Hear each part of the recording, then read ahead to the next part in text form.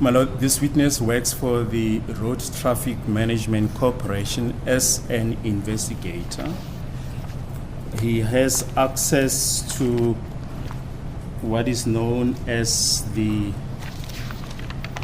NTIS system. Okay. This is the National Traffic Information System.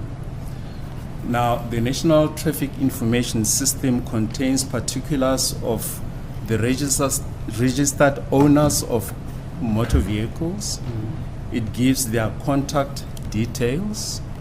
It also gives their addresses. Now, this witness is going to testify about the computer-generated extracts from the NTIS system. And my Lord, the sole purpose of presenting this evidence is to refute the version of accused number 1. This witness is going to testify that and show those extracts of the application that was made by accused number 1 for a learner license, and this information was then captured on the NTIS system. And as I've intimated, my Lord, this is to refute the version of the following version of accused number 1. During the evidence of Mr. Zungu, S.S. Zungu, on the 8th of September 2023, page 27 to 28, the following was put by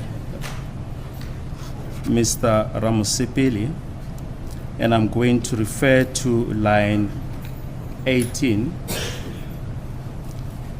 Mr. Ramusepeli, accused 1 will state that in 2013 until March 2013, he was staying in Foslores Hostel at Basituni section, but when he lost employment in March 2013, he returned home and stayed home until he returned again to stay with his uncle in Tembisa in 2015. Then proceeding to page 28. Mr. Ramusepeli then asked Mr. Zungu to comment. Then Mr. Zungu says the following: I would not know where he was working when he lost his employment. We have never discussed that. Now, my Lord, the following is very important. Mr. Ramusepeli says the following: the basis of that proposition to you is essentially this, that since March 2013, he has never returned to Johannesburg or Gauteng until 2015.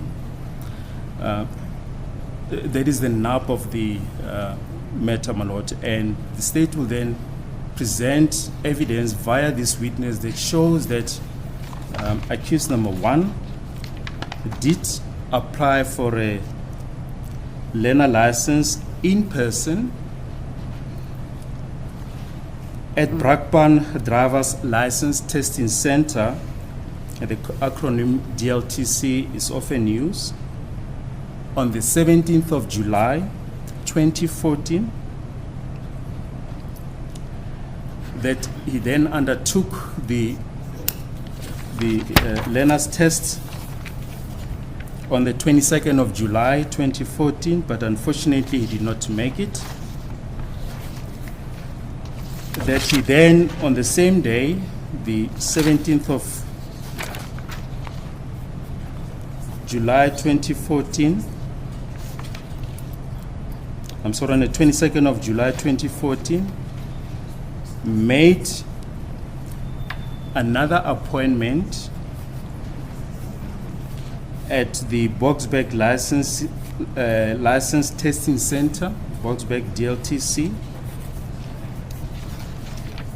as I indicated, this is now on the 22nd of July 2014.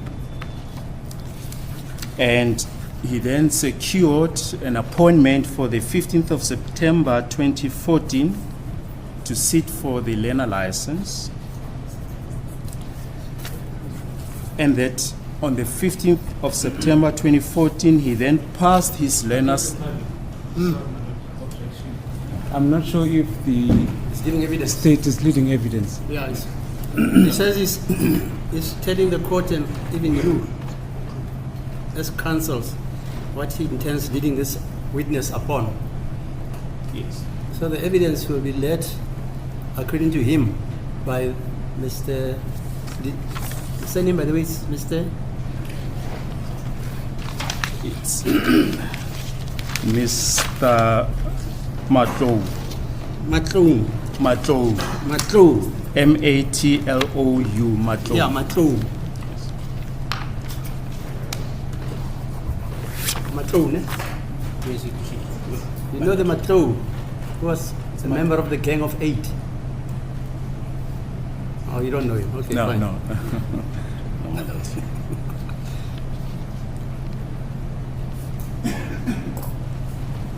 Yes, sir. There's an objection there. Yes, my lord. As I said, I'm just with a broad brush, just outlining the relevance of this witness evidence, and I've covered that aspect. I'm not going to go into that. Okay. And we'll then refer to Section 17 of the National Road Traffic Act 93 of 96 that says a person must apply for a learner license in person. As there's a certain questionnaire that the applicant must complete regarding the health status.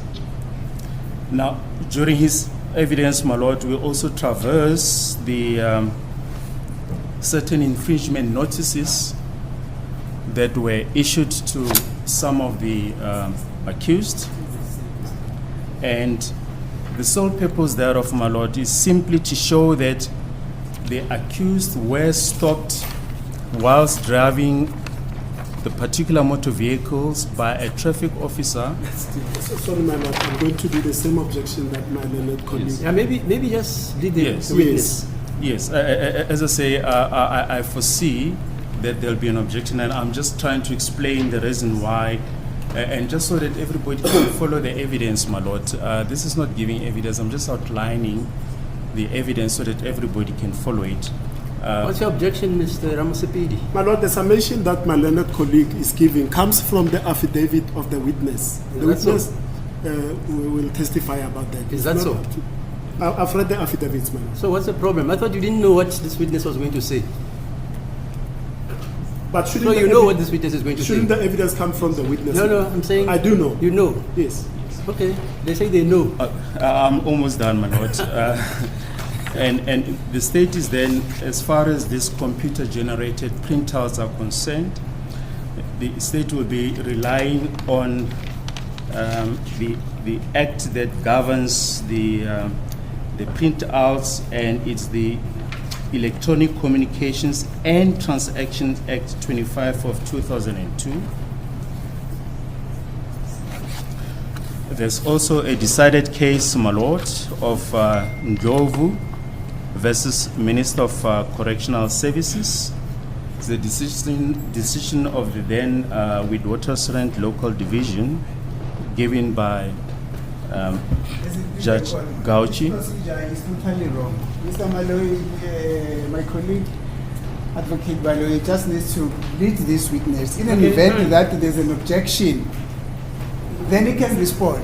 It is unnecessary for him now to, even before this witness begin to profess testimony, to refer this court to a particular authority. Okay. That will only come if and when there's an objection with regard to the testimony of this witness. Okay. Otherwise, the presence of this witness here will be rendered very nugatory if Mr. Valoyi persists on this Yeah, line. but that's not evidence. Anyway, just lead the witness. Swear the witness in. As a court, please, my lord, can I just make this point? In terms of Section 150 at the beginning of the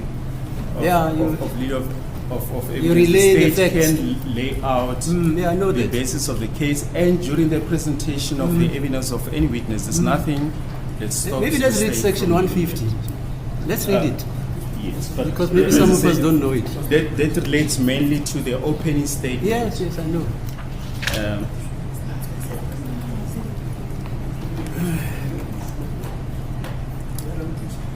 right. The section reads as follows.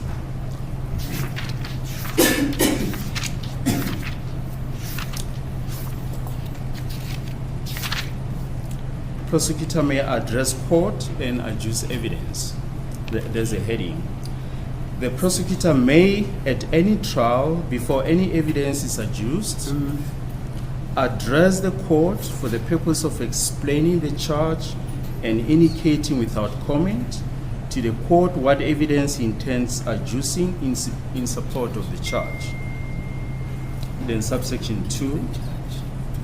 The prosecutor may then examine the witness for the prosecution and adduce evidence as may be admissible to prove that the accused committed the offense referred to in the charge, or that he committed an offense of which he may be Now that's convicted enough. of the That's charge. enough. Yes. The first portion covers what you're saying.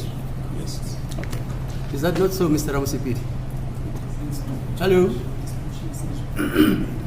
Section 150 covers what this gentleman has been saying here. Try and lead the following evidence.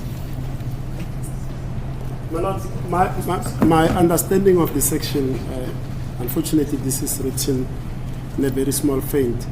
It says, without comment to the court, what evidence... No, start the section from where it starts. Okay. The prosecutor may, at any trial, Right. before any evidence is adduced, address the court for the purposes of explaining the charge and indicating without comment to the court what evidence he intends adducing in support of the charge. Without commenting. That's what I'm underlining, my Lord. And also, this process is done at the commencement of the trial, not when a witness is seated before court. Okay. Yes, I'm done, my Lord. Just Yeah. outlining. I was just showing the relevance of this. Okay, quite. Yeah, fine.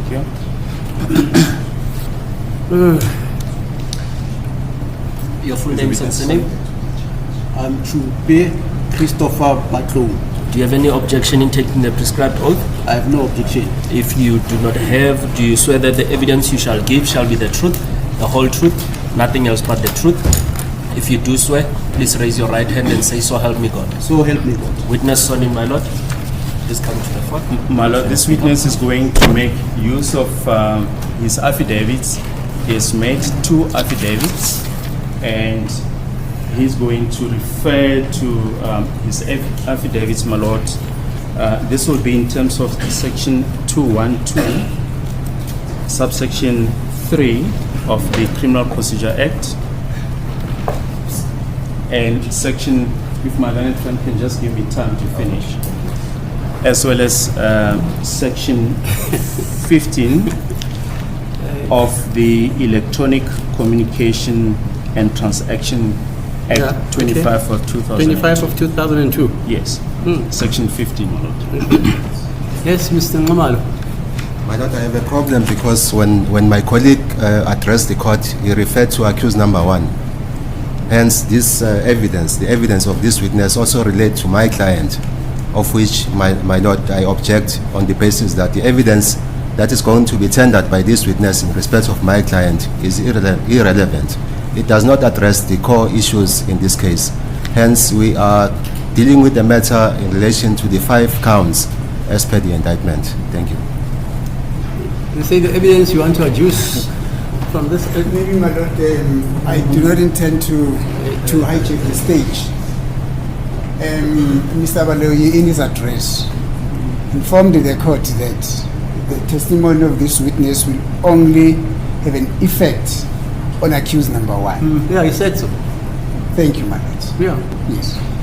Are you going to also lead evidence against accused number 4? No, I'm actually taken aback at these objections. Yeah. I was interrupted, my lord, when I was still trying Oh, you to said going to come to apply number 4. the relevance of the evidence. Okay. Now, they are saying the relevance hasn't been shown when they stopped me from showing the relevance.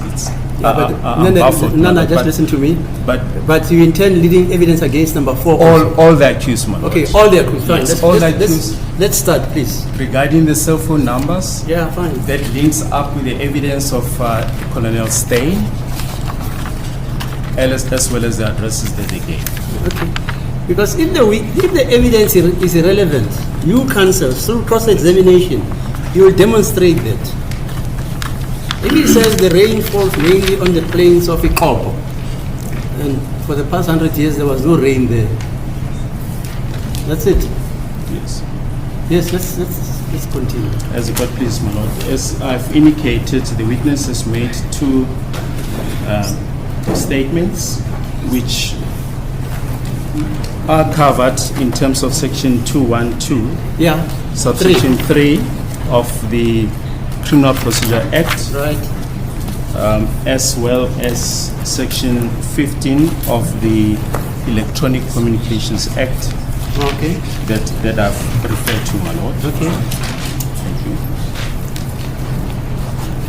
The witness is also going to make use of the screen to do his presentations. If the system allows it, he will drill into the NTIS system and just to demonstrate his evidence. Okay, fine. And perhaps for the convenience of the court, we've also begged leave to hand the 2 affidavits that he's going to use, just to make it easier for the court to follow the evidence as well. Thanks. ngamafuphi umnumzana ubaloyi ulibele uyachaza ukuthi ufakazi lona ubufakazi bakhe buzobonisa ukuthi nina nonke naningade nisebenzisa mhlawumbe ama-license noma ama-learners noma imoto lani yenamiswa khona ngamaphoyisa kulesikhathi lesi eyikuthi umnumzana uRamsey bekathe umsola wokuqala ngo-2013 ukuyofika 2015 wayekade engekho eGoli wayekade esekhaya ufakazi uzobonisa ukuthi umsola wokuqala wayekade ekhona nabanye kukhona okunye okusazoboniswa. There's also, my lord, the Volkswagen Polo that featured in the confessions. The evidence of this witness will traverse a vehicle of that make, my lord. Okay. Nale moto iVW ekukhulunywe ngayo ngalesikhathi kugonyuluka kuthiwa nayo ubufakazi bayo buzobonakaliswa ukuthi leyo moto ekabani eyanini kanjalo bonke ubufakazi bakhe buchaza imininingwane yonke yomuntu oke wasebenzisa i-license noma umuntu oshayelayo. He has been sworn in, yes. Mr. Matlo, is that correct? Yes, my lord. That you have prepared 2 affidavits that I want to show you. The first one consists of 22 pages, and this. I've got an objection, Madam Again. I think I can't allow this to continue unabated. Yeah, what's the objection? Mr. Baloyi, even before this witness starts to testify, he hands in an affidavit that is purported to have been written by this witness. Now, a section 212 affidavit simply replaces the oral testimony of this witness. But if the witness is there, then there's no need for that 212 affidavit unless Mr. Baloyi intends to introduce to the court, even before the testimony of this witness, the documents as annexures that are attached to the affidavit. But the affidavit itself should not be handed over to the court when the witness is here. Yes, Mr. Baloyi, what do you say? Well, my lord. 212, what does 212 say? Yeah, I should maybe read section 212, subsection 3. And it reads as follows.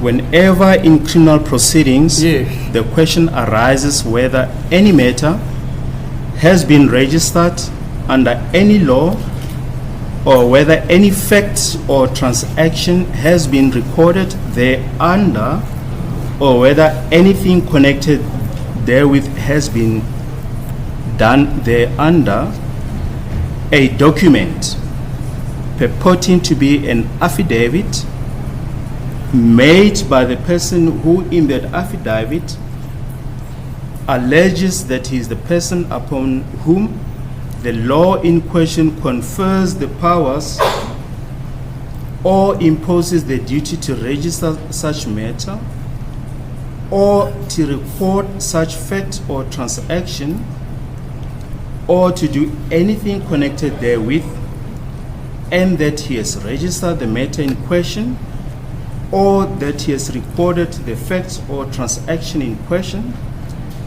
or that he has done the thing connected therewith, or that he has satisfied himself that the matter in question, or that he has done the thing connected therewith, or that he has satisfied himself that the matter in question was registered, or that the fact or transaction in question was recorded, or that the thing connected therewith was done, shall, upon its mere production at such proceedings, be prima facie proof that such matter was registered, or as the case may be, that such fact or transaction was recorded, or that the thing connected therewith was done. But there's nothing, my lord, that stops the affidavit is by mere production admissible, but there's nothing that Prima stops facie. the state to lead viva voce evidence. This happened with the pathologist. There was no objection when the pathologist, my lord, read his affidavit in the record, and just There's a difference, my lord. This witness is not an expert. well, It's just a mere witness that comes from innatives. He's not an expert. So that's the difference between Are you agreeing that this witness is not an expert? the state is going to contend that he's an expert on Okay. the NTIS system. They contend he's an expert. Yeah, he's an investigator attached to the RTMC, and that he's an expert on the NTIS system. But Yeah, you can bring evidence to dispute that. yes, No problem. can I also perhaps just for clarity also put section 15 of the Electronic Communication Act on record, so that we are all on the on the same page. And it reads as follows: admissibility and evidential weight of data messages. And data messages, my lord, is defined in section 1 as data generated, sent, received, or stored by electronic means, and includes A, voice, where the voice is used in an automated transaction, and B, this is the one that we are relying on, a stored record. Now, the section itself reads as follows: section 15. The heading is admissibility and evidential weight of data messages. Subsection 15.1. In any legal proceedings, the rules of evidence must not be applied so as to deny the admissibility of a data message in evidence, A, on the mere ground that it is constituted by a data message, or B, if it is in the best evidence, if it is the best evidence that the person adducing it could reasonably be expected to obtain on the grounds that it is not in its original form. Subsection 2. Information in the form of data message must be given due evidential weight. Subsection 3. In assessing the evidential weight of a data message, regard must be had to A, the reliability of the manner in which the data message was generated, stored, or communicated. B, the reliability of the manner in which the integrity of the data message was maintained. C, the manner in which its originator was identified. And D, any other relevant factor. Then lastly, subsection 4, a data message made by a person in the ordinary course of business, or a copy or printout of or an extract from such data message certified to be correct by an officer in the service of such person is on its mere production in any civil, criminal, administrative, or disciplinary proceedings under any law, the rules of self-regulatory organization, or any other law, or the common law, admissible in evidence against any person, and rebuttable proof of the facts contained in such record, copy, printout, or extract. That is section 15. Okay.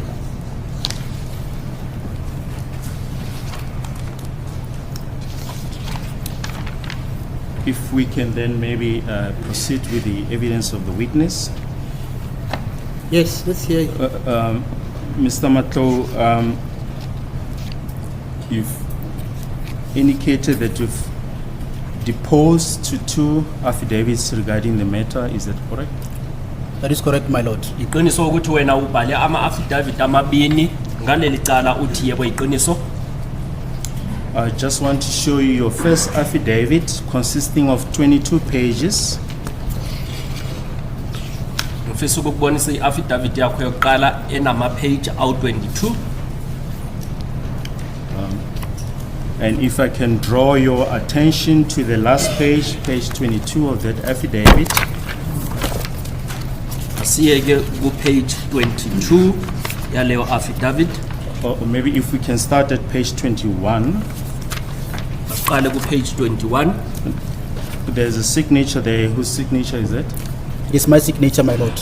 Kunala kusayinwe khona ubani osayine lapho uthi yimina osayinile. And the next page, page 22, the affidavit was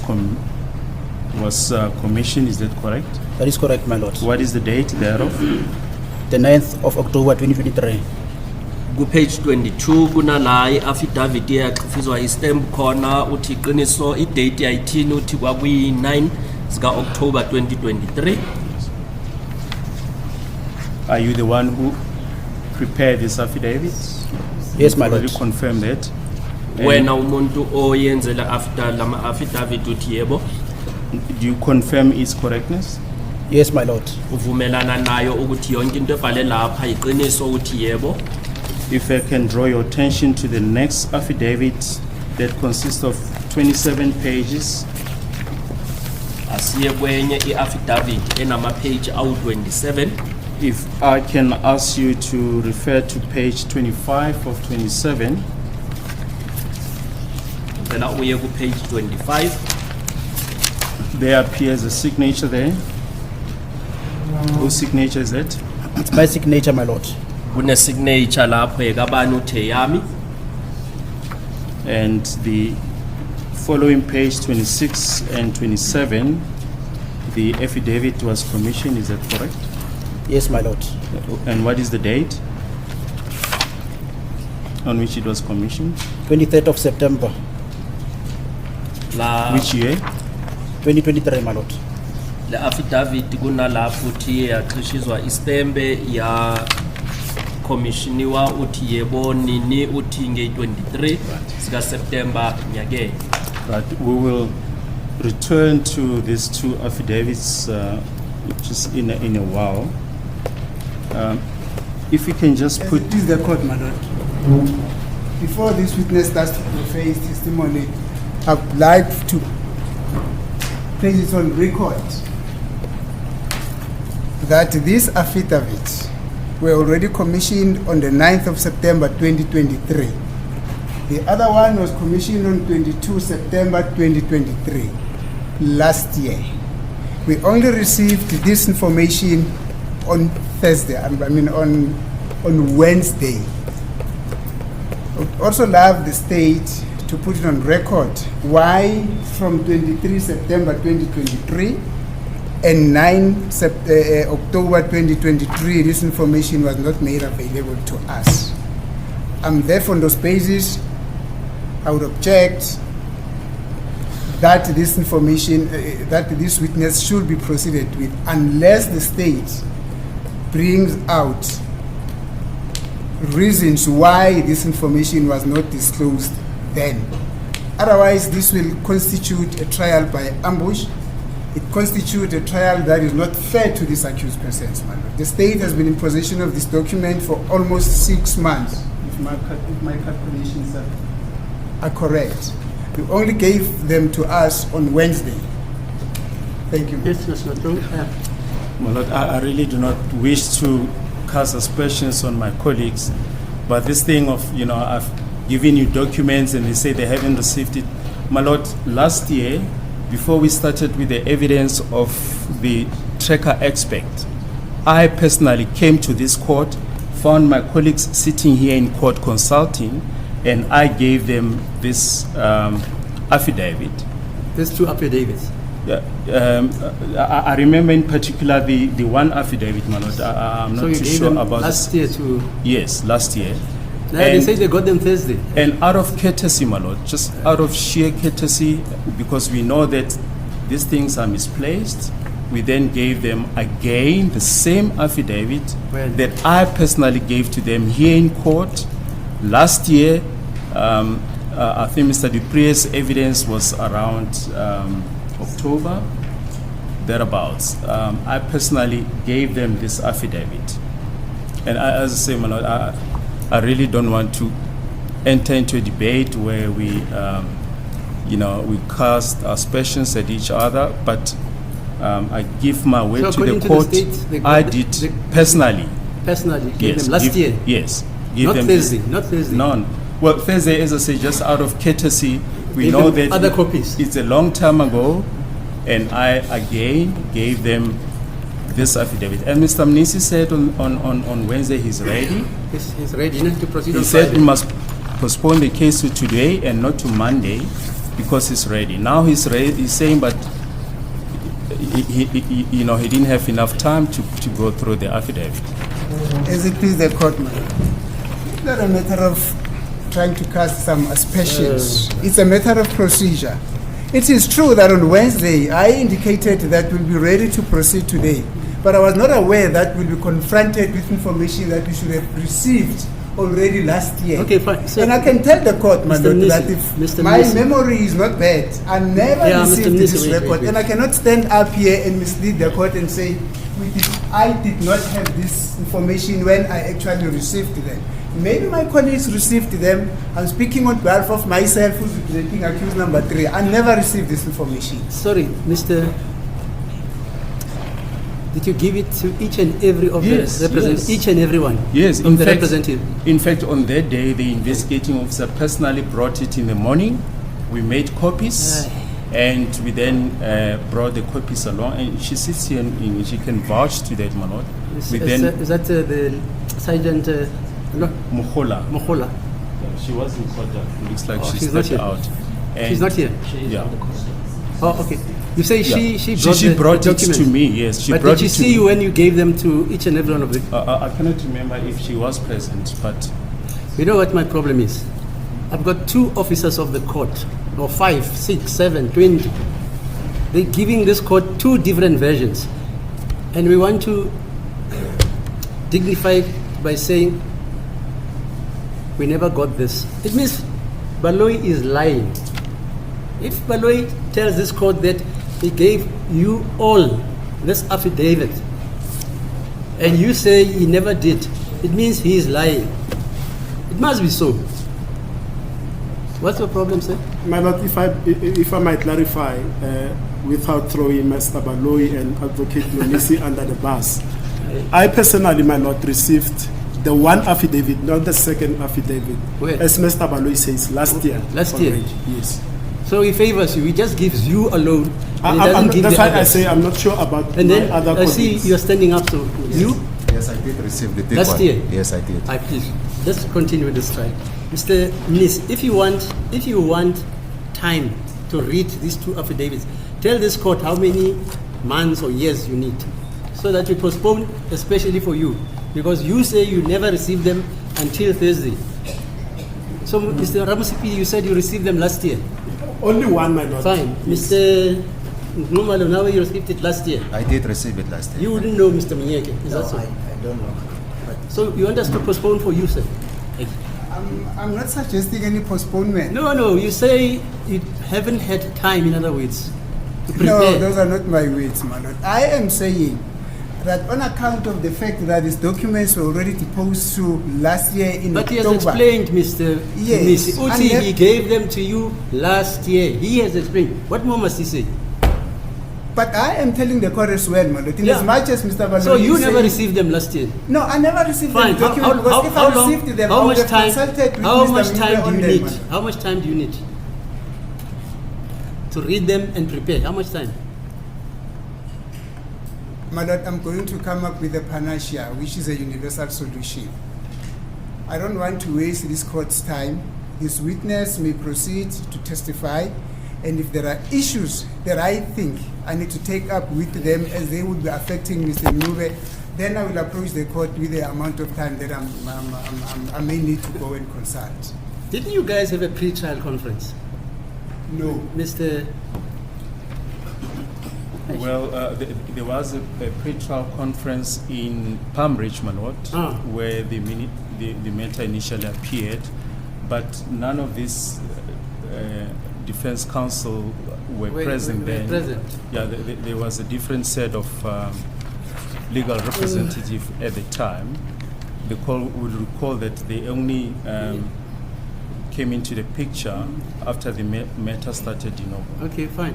All right, so, Mr. Mnisi, you say this witness can proceed. If there is any issue you want to canvass, you do so. Most definitely. Okay, fine. Okay, let's go on. And even you, Mr. Ramsepi and Mr. Mgomezo, should this witness continue giving evidence? That's correct. Mnyeke? That's correct. That is Numalo? correct, my lord. Thank you. Hey, my lord. Yes, sir. Mr. Matlow, where do you work? I'm employed by the Road Traffic Management Corporation. Usebenza phi uthi usebenzela i-Road Traffic Management Corporation. In what capacity are you employed there? I'm an investigator and I also hold a rank of superintendent in the National Traffic Anti-Corruption Unit, commonly known as NTIS. Manje ke wena umsebenzi wakho wenzani uthi uyaphenya futhi yena ungu-superintendent Ningizimu Afrika yonke.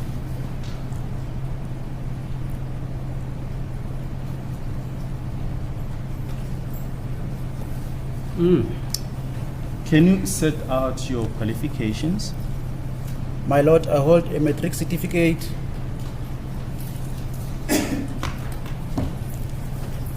Bachelor of Administration degree,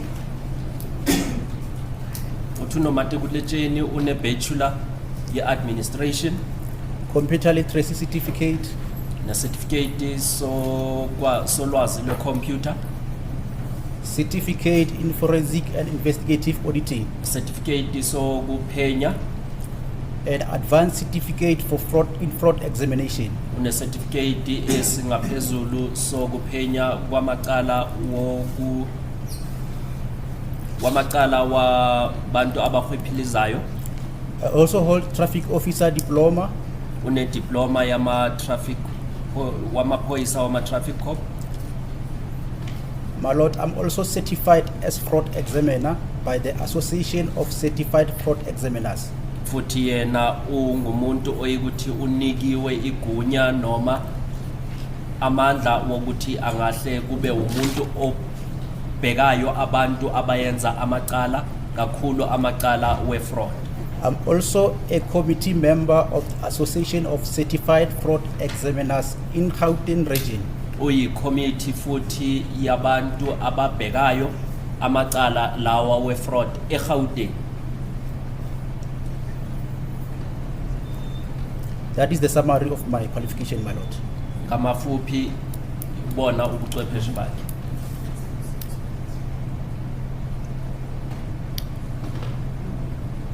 Are you also regarded as a peace officer? Yes, my lord. Yena Can you just futhi elaborate on that? I'm appointed as a peace officer in terms of section 334 of the Criminal Procedure Act, Act number 51 of 1977. yena futhi ubonakaliswa njengomuntu oyikuthi uhambisa izinto zomthetho kahle ngoxolo. I'm also, my lord, appointed as a traffic officer in terms of section 3A of the National Road Traffic Act. Futhi yena uyiphoyisa lomgwaqo lokho okubizwa ama-traffic police. Act number 93 of 1996. Ukuya ngomthetho sisekelo owaqedwa ngo-1996.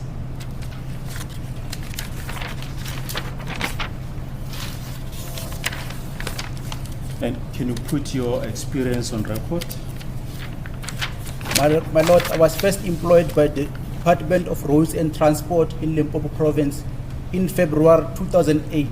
Yena waqala ukusebenza eLimpopo ngo-2008. I was appointed as admin officer assistant.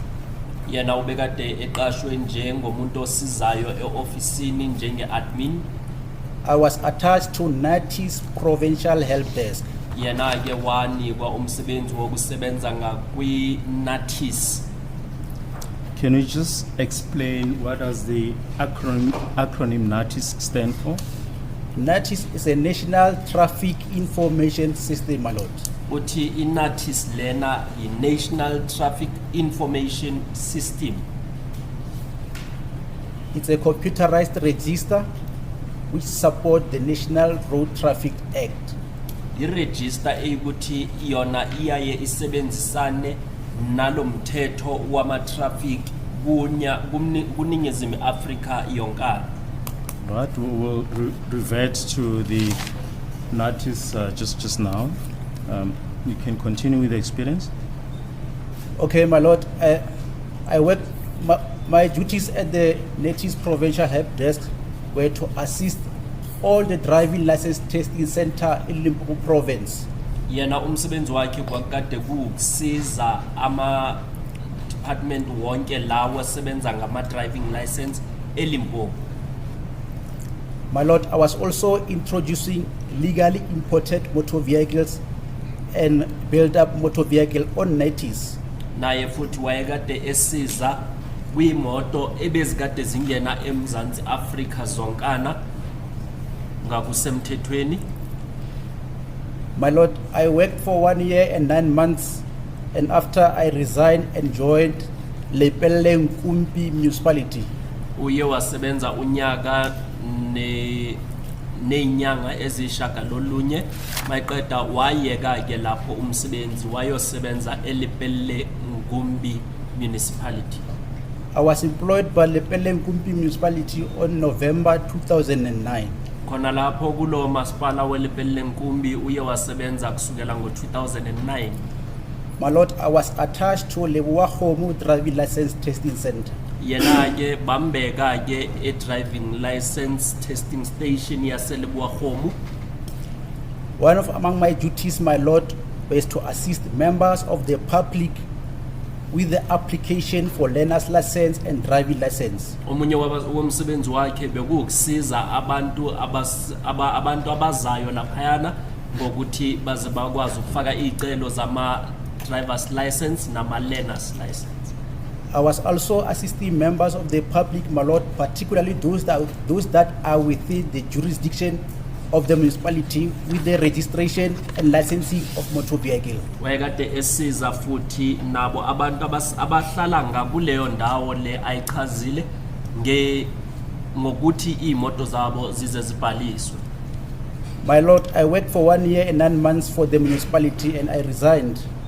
Sebenze futhi unyaka neinyanga ezishagalolunye bese nalapho washiya emsebenzini.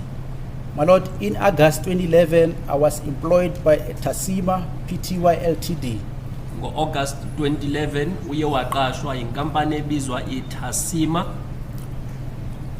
Pty Ltd. My Lord, the company was contracted with the National Department of Transport to provide NTIS to all the provinces on behalf of the department. Inkampani leyo yona yayikade isebenza ukuthi ithumele noma inikezele imisebenzi le ye-NTIS kuma department wonke iningizimu Afrika yonke. My Lord, my position was NTIS Critical Transaction Center Officer. Yena umsebenzi wakhe kwakade kuyi-NTIS Critical Transaction Center Officer. Transaction Center Officer. My Lord, I was attached to Information Security Service Department. Yena ke ubekade ebekwe ngalana la kuza khona ulwazi bese ke luyagcinwa. One of among my duties, my Lord, was to perform critical NTIS transaction on behalf of the National Department of Transport. Omunye umsebenzi wakhe kwakuwukuthi yena abheke isimo ebesikade sibucayi lapho ngakuyo i-NTIS. My Lord, I was also expected to subscribe to the Association of Certified Fraud Examiner by attending seminars and conferences. Futhi yena wayekade ehamba eya kwingqungquthela ebesikade abizelwa kuzo. My Lord, I was also expected to identify new trends and patterns of fraudulent activities on NTIS. Futhi ke yena wayekade kwamele abheke nokuthi igebengu ziyenzani kuyo i-NTIS izinto ezintsha ezenzwayo. My Lord, I worked for 3 years and 9 months for the company. Sebenzele leyo nkampani iminyaka emithathu nezinyanga eziyishagalolunye. I was then employed by the Road Traffic Management Corporation. Ngemva kwalokho yena waqashwa yi-Road Traffic Management Corporation In May 2015. ngoMay 2015. My Lord, my current position is as investigator. Okwamanje umsebenzi wakhe ukuphenya. One of among my other duties is to conduct anti-corruption operation nationally. Omunye umsebenzi wakhe ukuthi yena abheke ukuthi akukho izinto ezingahambi kahle kuningizimu Afrika yonkana.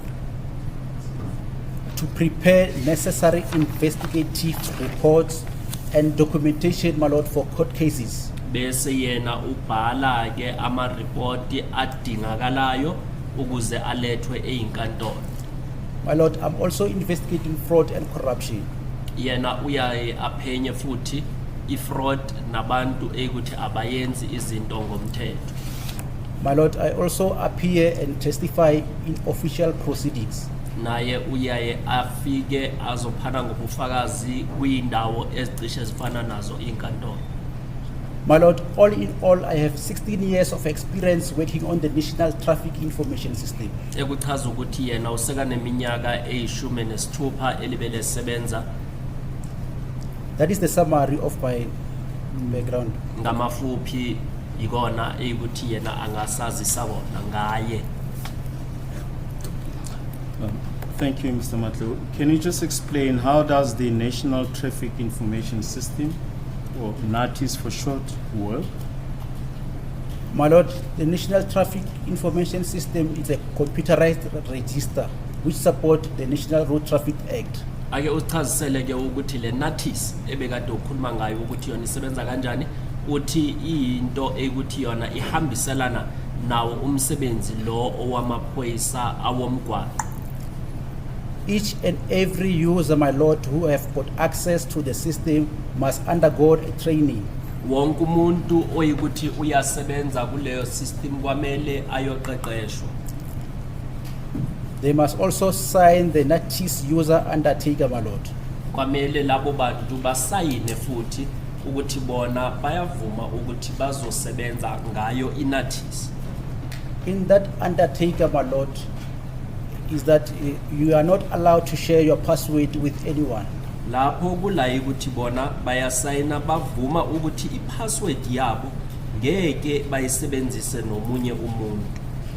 and that the information contained in the register is strictly for official purpose. Bese ke bayavuma nokuthi yonke into elapho kuyo yona leyo system eyabantu abasebenza ngayo kuphela. And that if you are suspect that your password or your NTIS user number is being compromised, you need to immediately alert the security officers. Futhi ke uma ingabe wena uyacabangela noma ubona ingati i-password yakho ayisasetshenziswa wena wedwa, kwamele ubazise laba abasebenza ngayo i-NTIS. And that you'll be held liable for all the transactions that happened under your user number and the password. Nokuthi futhi wena muntu lo onikwe leyo password, uma kunemibuzo ezayo ngale password yakho, wena okwamele uphendule. My Lord, before you are granted access, there must also be a letter from the institution which confirms that you are employed as such. Ngaphambi kokuthi wena unganikwa yona leyo password noma ungakwazi ukusebenza lapho, kwamele uthole ubanike incwadi ebonisayo ukuthi wena ngempela uqashwe kanjani. No one else has got access to NTIS except the authorized users. Akusi wonke umuntu onalo igunya lokuthi angasebenzisa i-NTIS ngaphandle kwalabo ekuthi banikwe lelo gunya. If you say before you're granted access, there must be a letter from the association. Which association are you referring to? My Lord, they are agents of the Department of Transport. Uma ukhuluma ngokuthi ngaphambi kokuthi unganikwa leyo password kwamele uthole incwadi, ukhuluma ngomuphi umsebenzi ke uthi bakhona abasebenzayo abasebenza njengama agent wayo i-NTIS. Like, for example, my Lord, the post office is also having the system. So the post office will write a letter to the department that we hereby apply for the access for this individual or official, as you'll be working and assisting members of the public with the renewal of motor vehicle license disc. Bese ke yena uyasho ukuthi i-post office yona njengoba ikuthi iyasebenza ngayo le NTIS ngokuthi isize abantu uma beyolungisa incwadi zabo zamaphepha wemoto, nabo kwamele babe nayo leyo ncwadi le akhuluma ngayo. My Lord, even members of the South African Police Service, they have to undergo the same process and procedure in order to obtain access. Namaphoyisa ke nabo kwamele baye kuyo kuleso sikolo la ukuthi bona bayabafundisa ukuze bakwazi ukuba nayo leyo password noma ukuze bakwazi ukusebenzisa le system yabo. Is it clarified, my Lord? Yes, thank you. And have you been granted access to the NTIS system? Yes, my Lord, I have direct access to the system. Wena ke unikiwe igunya na layo ukusebenzisa i-NTIS uthi yebo?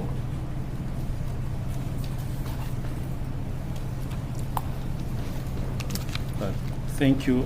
Now, having set out that background, can I then ask you to turn to page 1 of your affidavit that consists of 22 pages,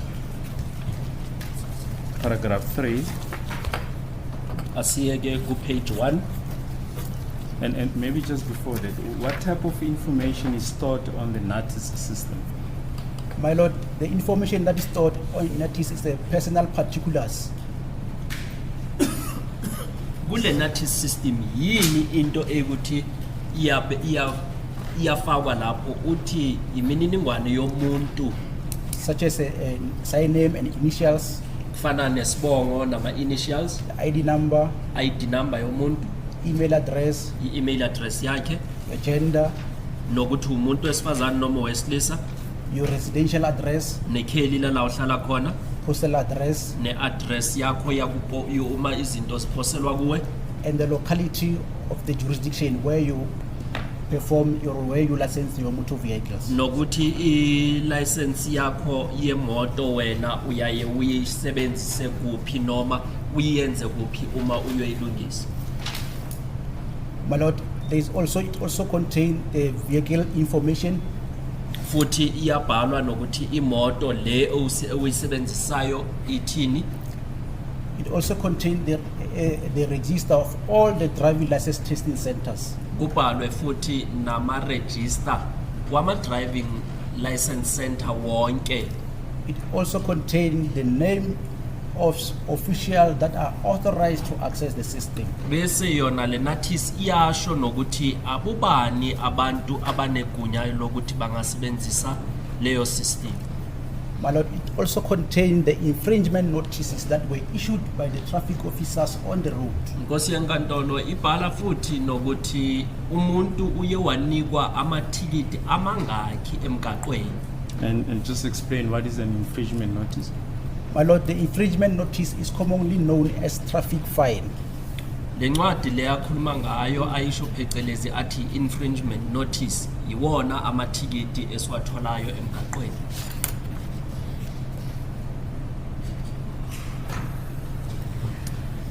You've mentioned all these details. What about the contact numbers? My Lord, the contact numbers of the applicant will also be inputted on the register. Manje ukhulumile ngalo lonke lolo lwazi. Amanombolo womuntu wona ayavela na uthi yebo nawo ayavela. Now, what happens, for instance, if a transaction is performed at the driver's license testing center at any given time? My Lord, At any given place? My Lord, the system has been programmed to leave the audit trail for any transaction that is be performed. Manje kwenzakalani ke uma kuba nento eyenziwayo kuleyo system noma kweyiphi indawo uthi leyo system izobonisa ukuthi kakade kwenziwani yenziwa ubani ekuphi. Okay. We can proceed to paragraph 3 of your first affidavit.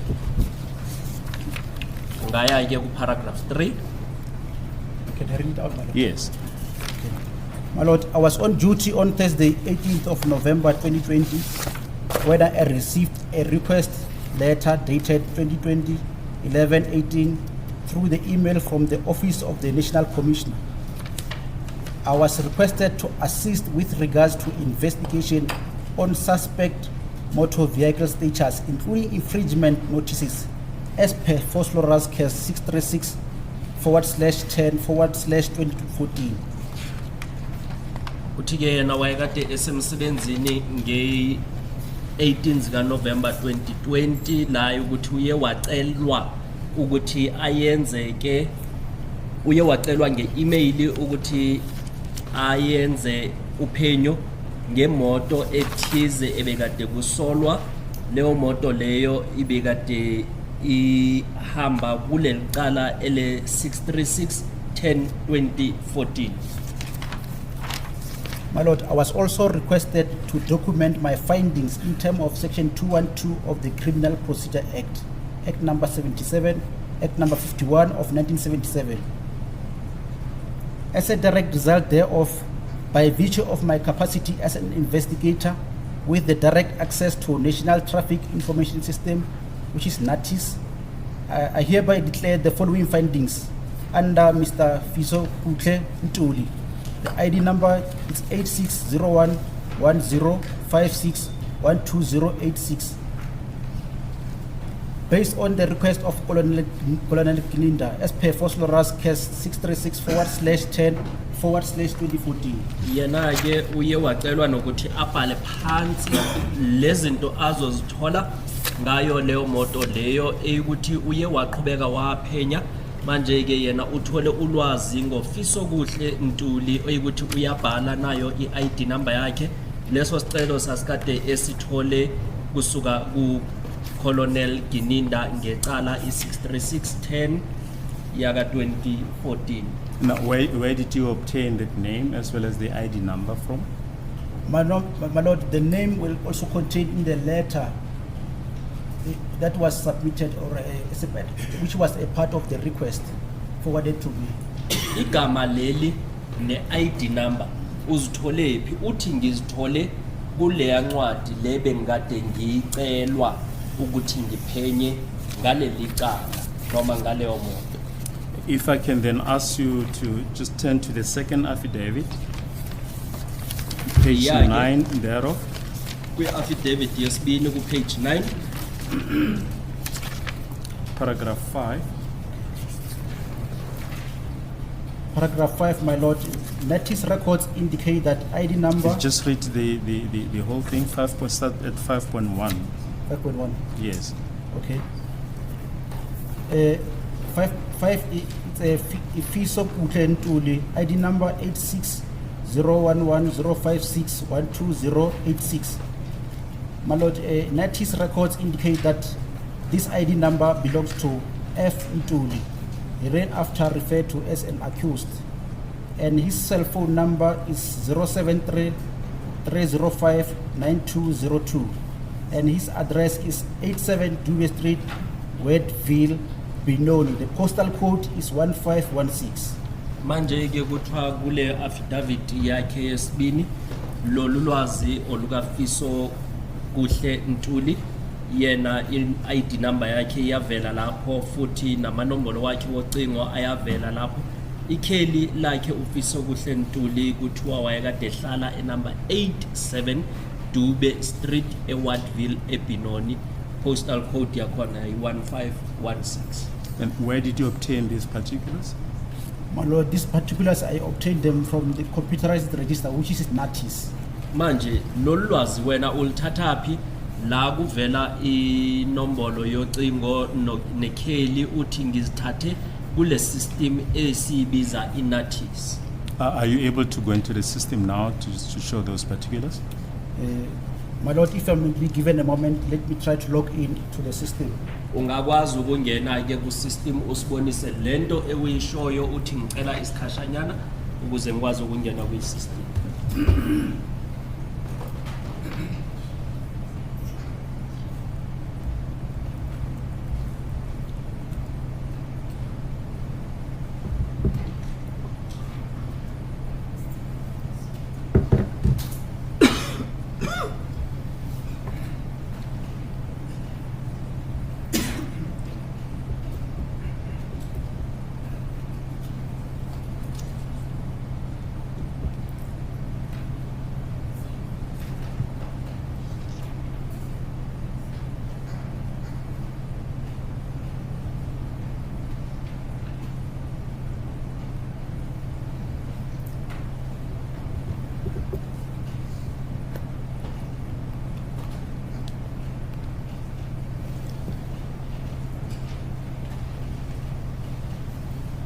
See, my lord, it's 21 past 11. Will this be an appropriate No, time no, to let's take go the on short? because we wasted enough time in the morning.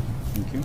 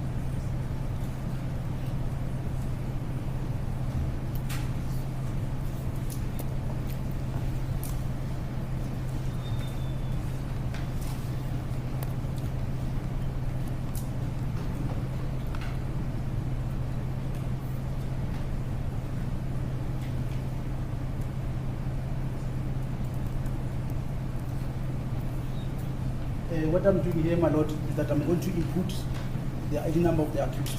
Okay. into engizoyenza lana nkosi yenkantolo ukuthi ngizofaka inombolo yozaziso yakhe umsolwa.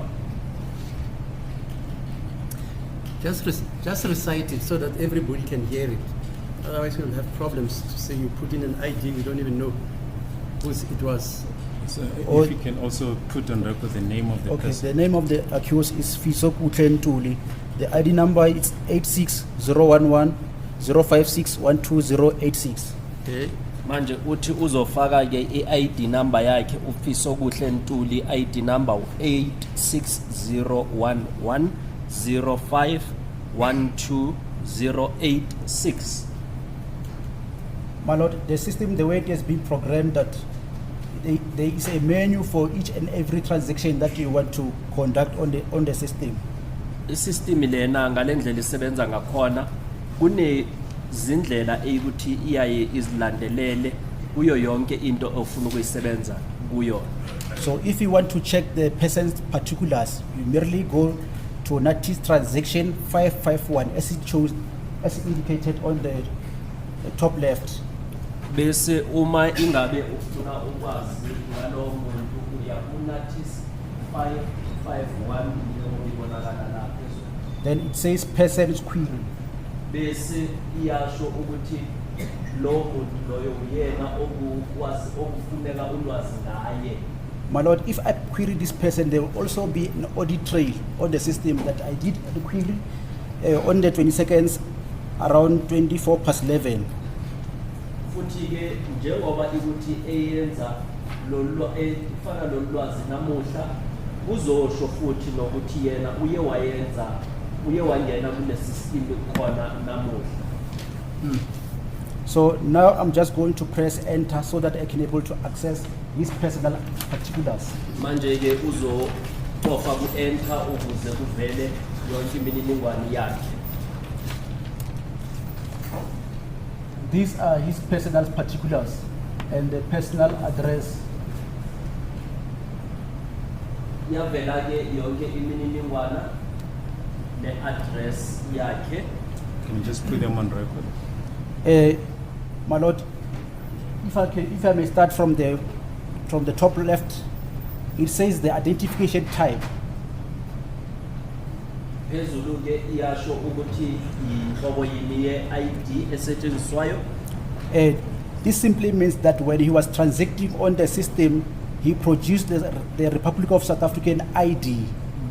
Manje iyasho ke ukuthi ngalesikhathi efika kwi-system yena uye wakhipha umazisi waseMzansi Afrika. The ID number will also be on record as 86011 056 12086. Iyabhala ke futhi ne-ID number njengoba asanda kuyifunda. If you check on the next row, on the far left, it says person's particulars. Bese lana iyasho ukuthi imininingwane yakhe lo muntu. The nationality of this person is the South African. Lo muntu lo okukhulunywa ngaye ungumuntu waseMzansi Afrika. Gender is male. Yena lo muntu loyo umuntu wesilisa. Surname is Ntuli. Isibongo sakhe uNtuli. Initials is F. Ama-initials wakhe u-F. The full names were supposed to have been typed, but here it was not typed. Amagama wakhe wonke bekwamele abhalwe lo muntu kodwa awabhalwanga ngokugcwala.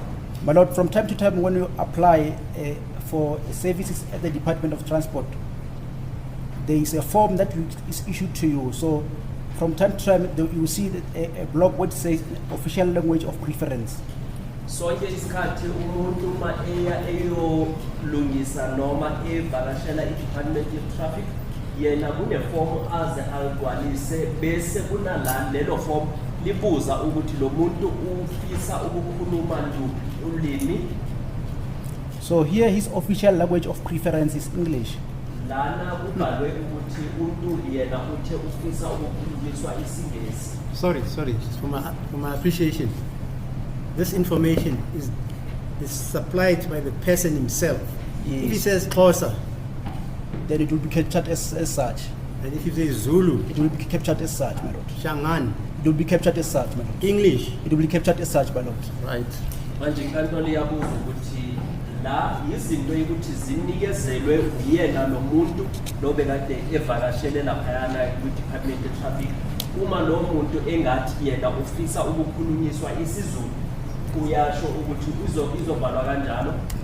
Lo muntu uma engathi ufisa ukukhulunyiswa isiShangane kuthiwa izobhalwa kanjalo. NgesiXhosa izobhalwa na kanjalo ukuthi wayekade efise ukuthi akhulunyiswe luphi ulimi.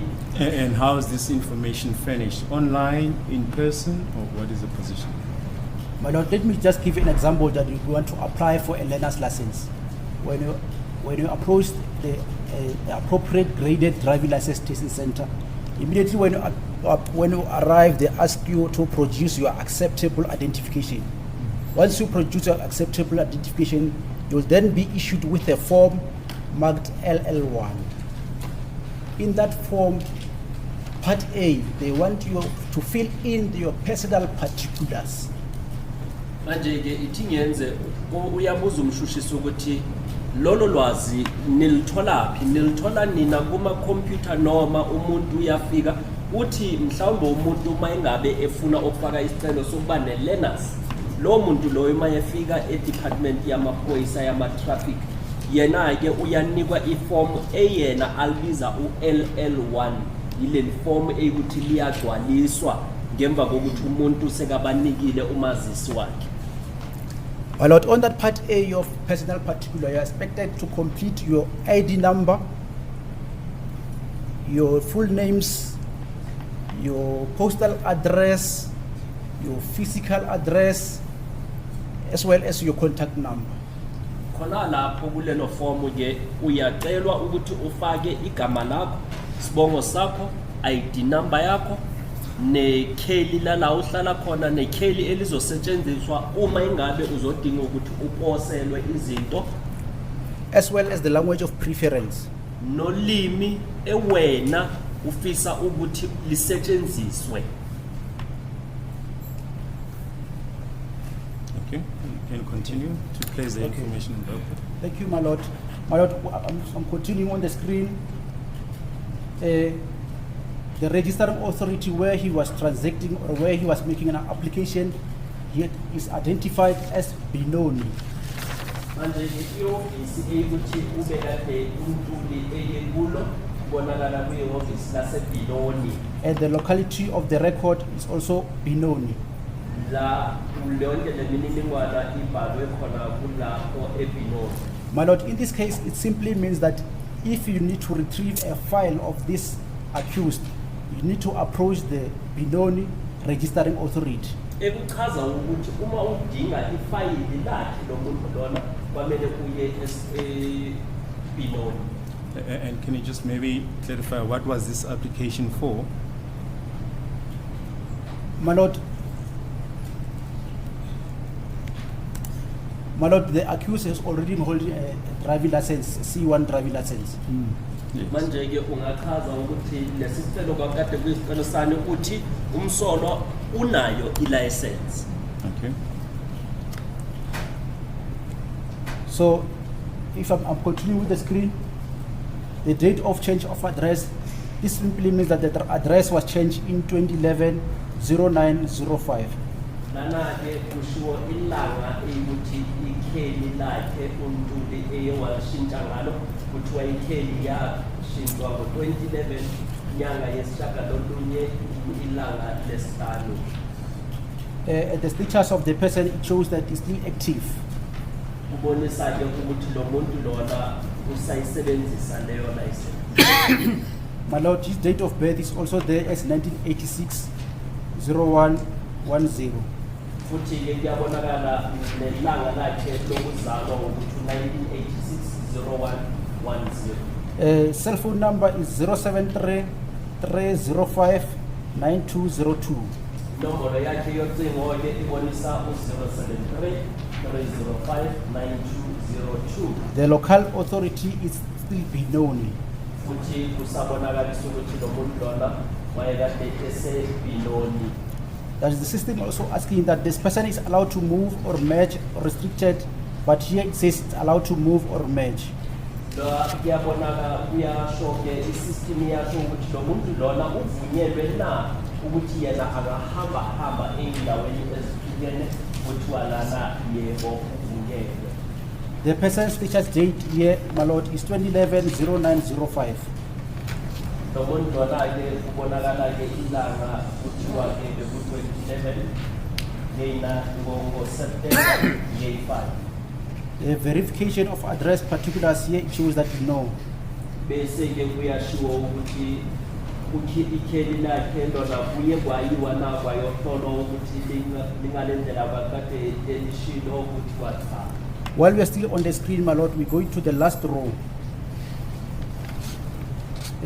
The next row, not the last row, the next row, which says, on the far left, it says person's address particulars. Kuzoyiwa-ke lana la kushiwo-ke ukuthi umuntu loyo yena uhlala. The information that was provided by accused as postal address is 87 Dewey Street, Waiteville, Benoni. Manje-ke umsolwa yena ufike wabatshela ukuthi uhlala enumber 87 Dewey Street, Waiteville, Benoni. The postal code is 1516. I-postal code yalapho-ke ithi 1516. The street address is the same as the postal code, postal address. Ikheli lakhe nala azoposelwa khona izinto liyafana nekheli lomgwaqo noma lala ahlala khona. Which is 87 Dewey Street, Waiteville, Benoni. Ikheli lisafana lisathi 87 Dewey Street eWaiteville, Benoni. The postal code is 1516. I-postal code yafana nangapha 1516. On the last row, my lord, it says other alias for the person entity.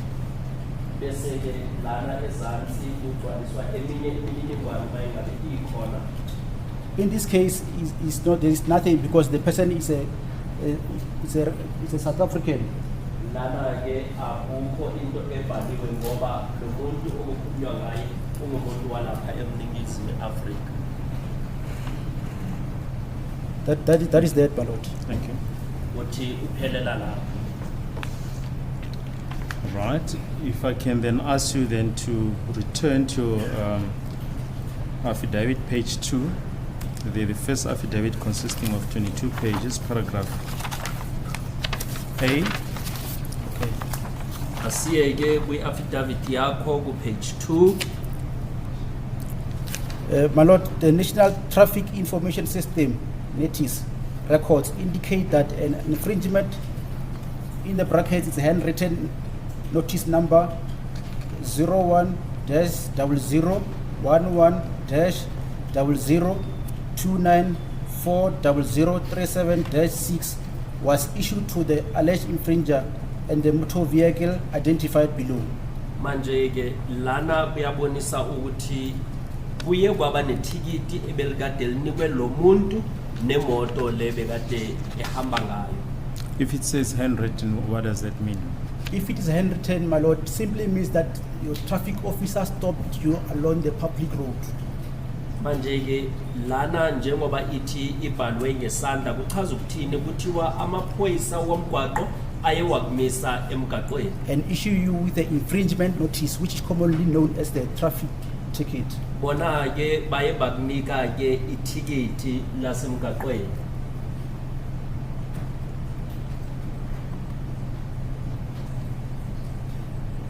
Yes, may I proceed? Okay. My lord, the particulars of the alleged infringer are as follows. Imininingwane yakhe lo muntu obekade enikwa leli thikiti ekukhulunywa ngalo lana. Side initials is Mtuli F. Isibongo nama initials uNtuli F. Gender is male. Umuntu wesilisa. ID number is 8601105612086. I-ID number ke eyakhe kuyashiwo ukuthi u-8601105612086. The cell phone number is 0733059202. Inombolo yocingo kuthiwa u-0733059202. And where would these particulars have been derived from? My lord, when you are stopped and you are supposed to be issued with the infringement notice, the traffic officer will first request their driving licenses. So your driving license contains your ID number, and the traffic officer is going to make use of that ID number to and input it on the handwritten notice. But when it comes to the address, the traffic officer, as well as the contact number, the traffic officer will ask you, what is your address? Then you provide the address. The reason of asking the traffic officer to ask you the address is because they also want to remind you with this notice that you need to pay it.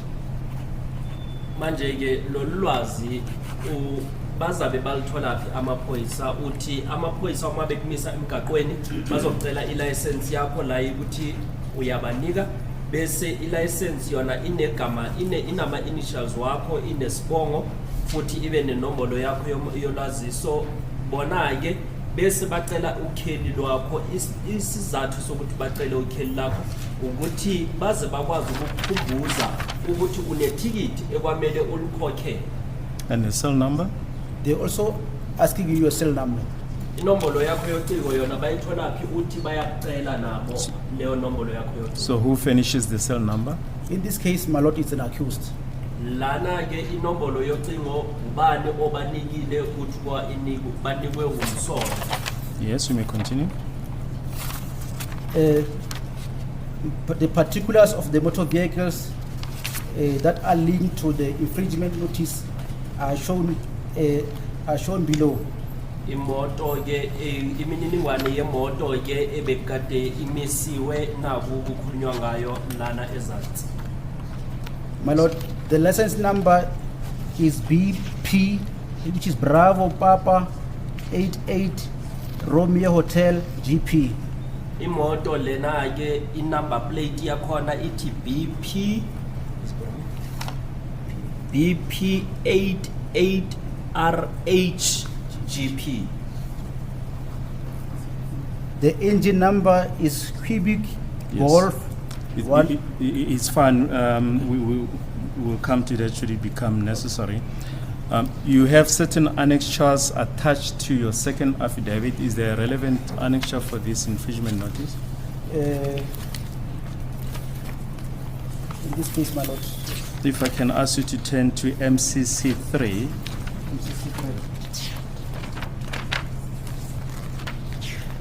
Kunezinto ukuthi uzifake ku-affidavit yakho ungasho na ukuthi khona into ukuthi ihambiselana nalo leli thikiti ekukhulunywa ngalo. Yes, my lord. On annexure MCC 03 is the infringement notice that was issued at the time. Uthi yebo kulobu bufakazi kubonisa ithikiti leli elakhishwa ngaleso sikhathi. Thank you. If I can ask you then to turn to page 3 of your affidavit, paragraph B.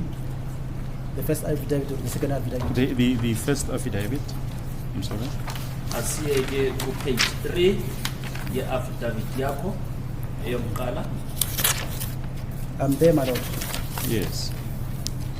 Just put that on record. Okay. My lord, the NTIS records reveal that the above mentioned alleged infringer, while operating the above identified motor vehicle on a public road situated in the city of Johannesburg, or the street A identified as Cleveland, date and time is 14 July 2013 at 10 to 1 in the afternoon. I've noted a typing error there. I said she instead of he. Was stopped and issued with infringement, which is a handwritten notice number 01-0029-40037-6 by traffic officer identifies as B. Matsila. The officer infrastructure number is 495128C4, and the traffic officer was attached to JMPD issuing authority on the date in question. My lord, I'm seated here and wondering if I'm actually able to follow the testimony of this witness here. Maybe because the state is always ready to read the provisions from the Criminal Procedure Act. I'll request the state to read the provisions of Section 210 of the Criminal Procedure Act. Maybe that will give this court, my colleagues and myself, a bit of a clue as to the nature of this. I'm following the evidence. Everything. Even when he breathes, I'm following.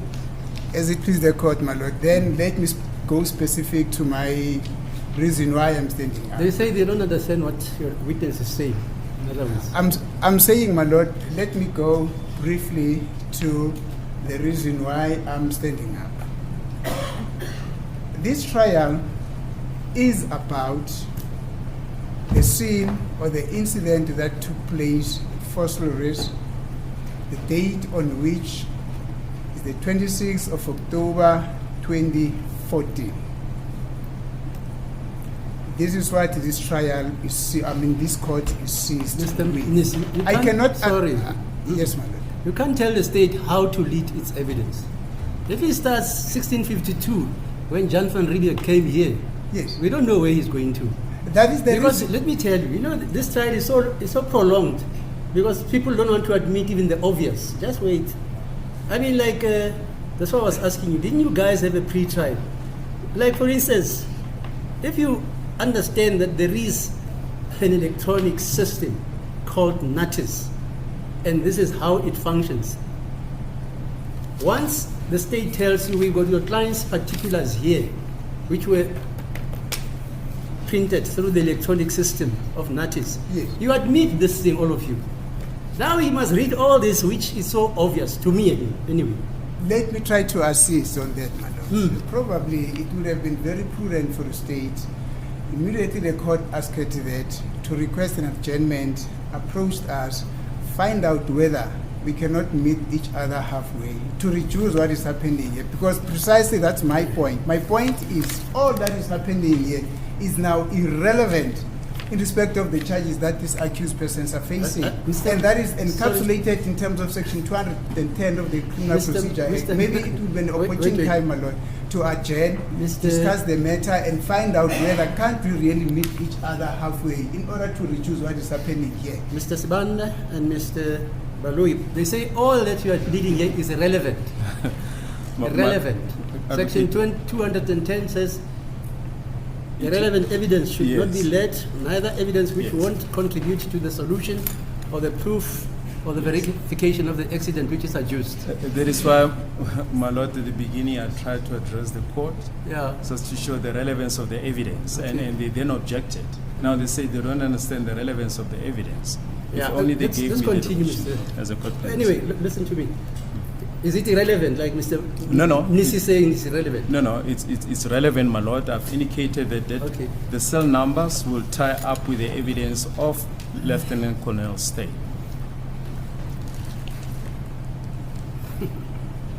As it please the court, my lord. I find it very irrelevant to lead evidence. No, Mr. Nisi. You're wrong. You're wrong. Please. You can't make a statement that this evidence is irrelevant when the person who adduces that evidence says it is relevant. The onus is on you thereafter to show that it was irrelevant by cross-examination. No problem.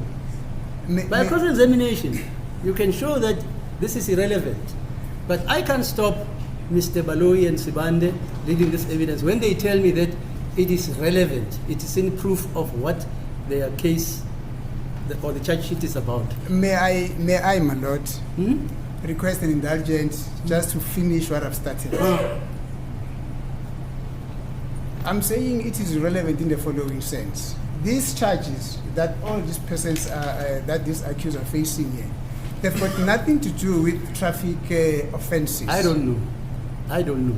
It is there in the indictment, my lord, and also in the summary of the substantial facts. I'm overruling that. As it is the state says it's relevant. Yes. He said he was enunciating why he is saying this evidence will be led is to link this and this and that and that and that. And then Mr. Ramasipidi stood up and said, hey, this guy is reading evidence now. He's now testifying. And Mr. Baloi says he was trying to do that exercise Yes, in ma'am. order to show how this witness's evidence links to the charge, whatever charge. Is that what you're saying? Indeed, my lord. I can't stop him. Thank you, my lord. I will respect the court's order. I can't stop him. Thank you, my lord. This is not at all about the infringement notices. It's about the information Yes. that was given by the person who was stopped by a traffic officer. That's the simple fact of the matter. Well, amongst other things, and I mustn't be accused of giving evidence. Yes. When you were resuscitating and enunciating how you intend linking, you pertinently mentioned that the defense of accused number 1 is that he was not in Gauteng, Yes, indeed. and then etc., etc., etc. That you are going to show that he was in Gauteng when he says from 215, etc., etc., he was in Gauteng, he was where. Can we proceed? But, hey, Indeed, my lord. You can continue, sir. I understand that the court, my lord, is referring to the fact that Mr. Baloyi, when he indicated at the beginning, it was about accused number 1.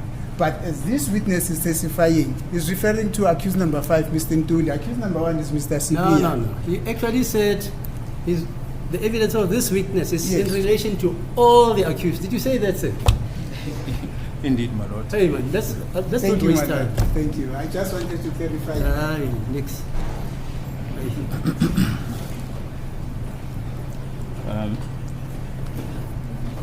Can you turn to page 5 of exhibit, the first statement, page 5, paragraph H.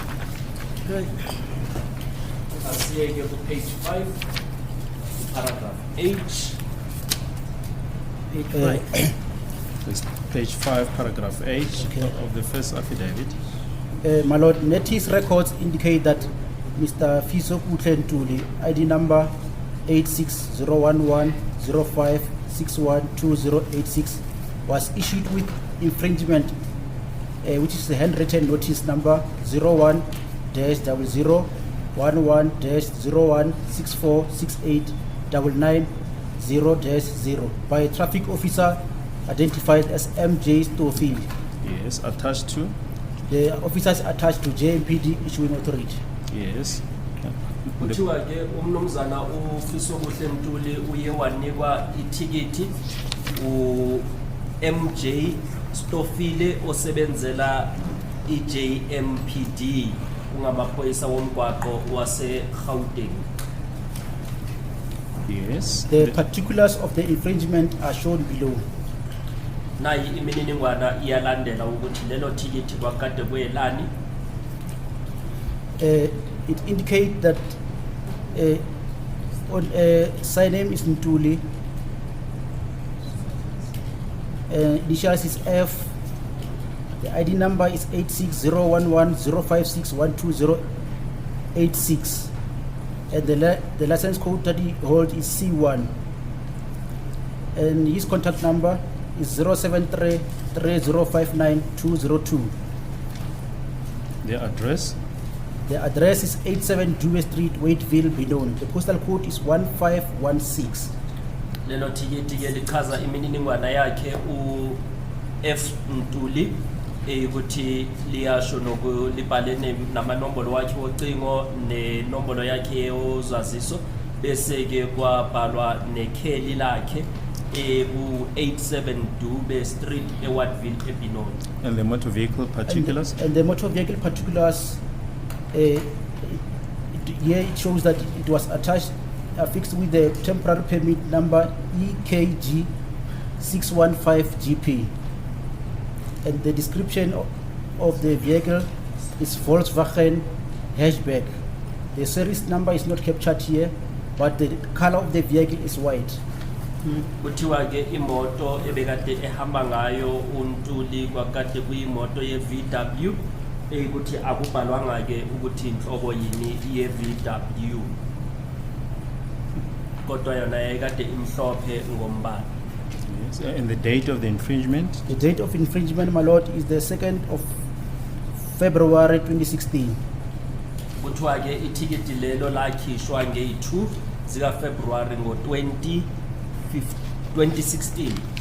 Yes. If I can ask you then to turn to page 6. Asiyeke ku page 6. Paragraph K. Paragraph K. My Lord, National Traffic Information System NTIS records further indicate that an infringement notice number 01-0011-0168-163-848 was issued to Mr. Fisokuhle Ntuli, ID number 86-011-056-12086 by traffic officer identified as M.A. Mudisani. The officer is also attached to JMP issuing authority.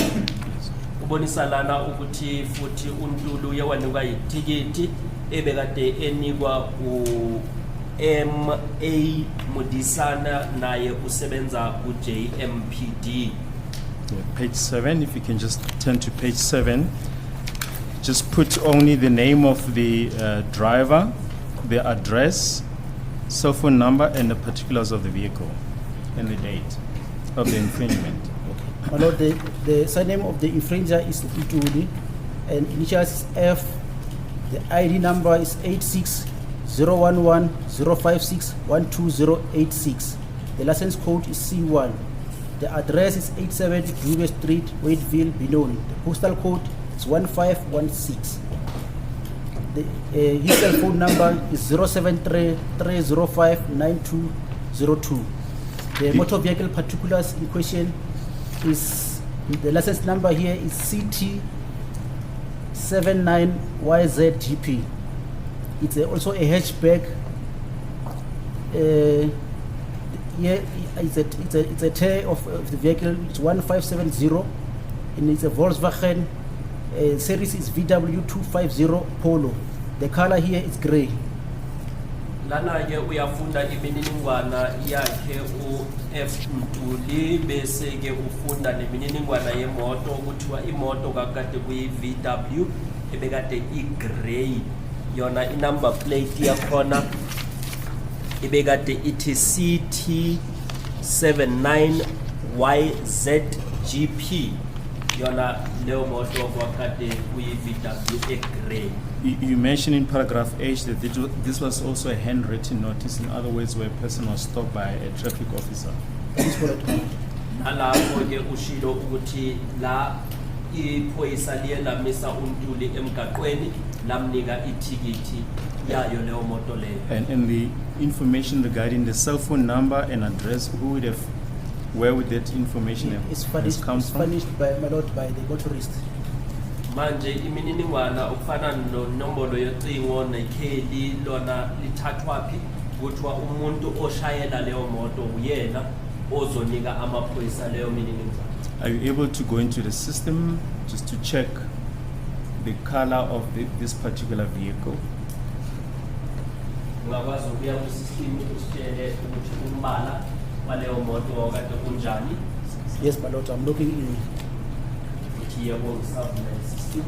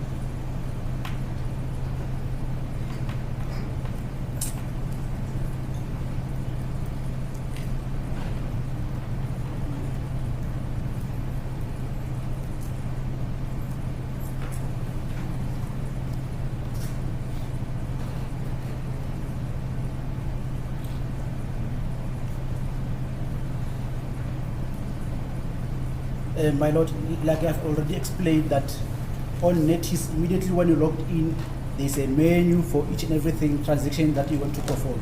But simply because I was requested to check the color of the vehicle, then I'll go to the first menu, which is motor vehicles. Ukuthi njengoba sengachazile ukuthi uma kuvulwa ne-system ye-NTIS kuna yonke into ongathanda ukuyibheka ngemoto, kodwa manje ngoba ucele ukuthi abheke ukuthi umbala wemoto wawunjani, uzoya la kubhalwe motor vehicle. Then I'll simply press 1 and press enter. Uzofaka lana 1 ekuyikuthi imoto laphayana bese ufaka u-enter. Then if you can check from 12, 14, 15, 16, on the 16 it says queries.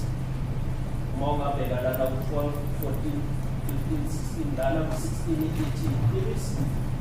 Then I'll go to 164, which, or if you can check on the top left, it says 164 motor vehicle, all owners query. Lana ke ibhalwe ke 164 ithi konke okudingekalayo ngayo leyo moto leyo. Then I'm going to input the license number, which is CT79YZGP. Uzofaka ke i-number plate yayo leyo moto leyo CT79YZGP. CT79YZGP. My Lord, if you can check from the bottom, it says license number, it says no record that matches the search criteria were found. Manje ke lana ezansi So, okay. la kubhalwe license number kuthiwa ayikho imininingwana ehambiselana naleyo moto. So then I'm going to check it on the previous, as a previous license number under option 5. Njengoba kunjena uzoya ke lana ku number 5 afake ke ukuthi leyo moto kwazi ukuthi kubheke imininingwana yakhona. CT79YZGP. My Lord, because the menu that I've selected, it says motor vehicle owners queries. It will first show you all the owners from the bottom to the top. Manje ke njengoba ebekade efake lana ukuthi lonke ulwazi ngaleyo moto izobonisa bonke abantu abake abanikazi baleyo moto kusukela kumuntu oqala uyofika kowo. But because our interest is on color, I'm simply going to press enter to check the color of this vehicle. Sizobheka ke umbala waleyo moto. And also perhaps just the particulars of the make of the vehicle. My Lord, I've opened the page for the purpose of record. The current license number of this vehicle is GPP 660EC. Manje ke lana ibonisa ke ukuthi inombolo plate yaleyo moto ngaleso current The current one is. manje leyo moto leyo inumber plate yakhona ithi JPP 606EC. G, not J. Is it J or G? C. Let- J for Juliet. J. J, man. J. Okay, fine. JPP. Yes, 660 thanks. EC. Yes. The chassis number is AAV. No, it's fine. Just the make of the vehicle. Okay. My Lord, the make of the And vehicle the color. is Volkswagen. The series is VW250 Polo. Moto ke leyo yona kuyabonakala ukuthi VW Polo The color is silver. ibonakala ke ukuthi umbala wakhona usilver. Thank you. Thank you. If I can then ask you to turn back to your affidavit on page 7. Asibuyele ke kwi-affidavit yakho ku page 7. Paragraph L. My Lord, NTIS records reveal that the motor vehicle with the description as hatchback make Volkswagen series VW250 Polo with license number CT79YZGP, silver in color. The lawful title holder on the date in question was BMW Finance Services. The NTIS business registration number is 9004670070228, and the lawful owner was Nakoma Fleet and Shuttle. NTIS business registration certificate number is Z0912429200013. The full particulars of the previous owner and the current owner of the license number CT79YZGP, which is currently changed to JPP660EC, are shown on page 8 of 22. Manje ke lana kuyabonisa ke ukuthi imoto lena iVW iPolo le kukhulunywa ngayo inomber plate yakhona ku CT79 VY le esilver ngombala. Umnikazi wayo ngaleso sikhathi kwakade kuyi BMW Finance Service, laba abasizayo uma umuntu efaka isicelo seyimali. Bese ke liyabonakala futhi nokuthi abanikazi njengoba yayikade isiwe kwa BMW, abanikazi bayo kwakade kuBanakoma Fleet and Shuttle ukuthi bawushishini nabo. Bese ke kubonakala nokuthi abanikazi abaqala bakade bayo leyo number plate uCT79 VY YZGP kwakade le ese ishintshiwe manje ishintshelo ku JPP 660EC. Kuyabonakala ukuthi kukhona ubufakazi uma kuqhubekwa kuyiwa ku page 8. Now, Mr. Matlo, the fact that the lawful owner at the time was Banakoma Fleet and Shuttle, is that indicative of anything? My Lord, in this case, it appears as if it was a rental company. Manje njengoba ikuthi ithi abanikazi kwakade kuBanakoma Fleet and Shuttle, ikhona into ongayisho uthi kubonakala engathi kwakade kunabantu abaqashisa imoto. Thank you. That's all as far as the first affidavit is concerned. If I can ask you then to turn to the second affidavit. Sekaqedile ke nge-affidavit yokuqala asiye